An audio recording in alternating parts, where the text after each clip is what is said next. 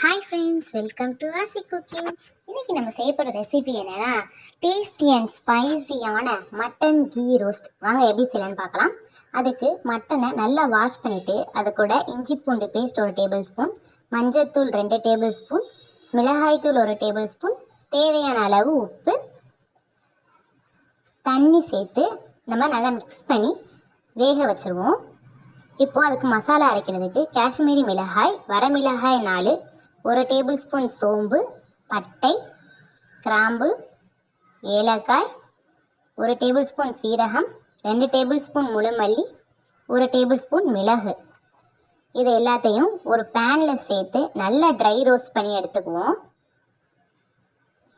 நல்லா இந்த மசாலாலாம் வறுபட்டு வாசனை வர வரையும் வறுத்துக்குவோம். இப்போது அதை ஒரு மிக்சி ஜாரில் சேர்த்து அதை கூட இஞ்சி பூண்டு பேஸ்ட்டு சேர்த்து இந்த மாதிரி பேஸ்ட்டை அரைச்சி எடுத்துக்குவோம். இப்போ ஒரு கடாயில் 3 டேபிள் ஸ்பூன் நெய் சேர்த்துக்குவோம்.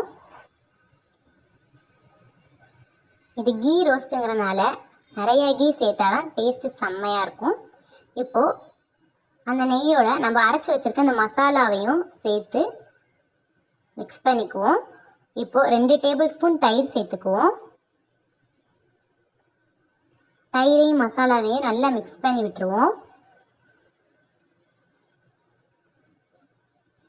இப்போது இந்த டிஷ்ஷுக்கு தேவையான அளவு உப்பு சேர்த்துக்குவோம்.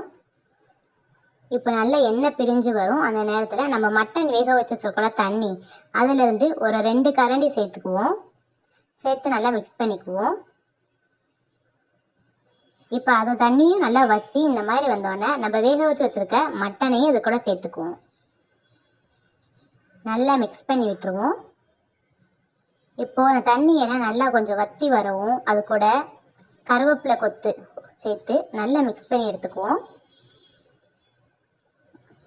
நல்லா தண்ணியெல்லாம் வற்றி ட்ரை ஆகி வரணும். பாருங்கள் எப்படி செம்மையாக ரெடி ஆயிடுச்சுன்னு.